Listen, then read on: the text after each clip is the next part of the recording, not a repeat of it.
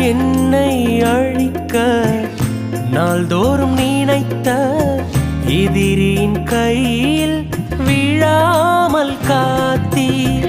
என்னை அழிக்க நாள்தோறும் நினைத்த எதிரின் கையில் விழாமல் காத்தீர். சத்துருக்கள் முன்பு பந்தியை வைத்து எண்ணெயினாலே அபிஷேகம் செய்தீர்.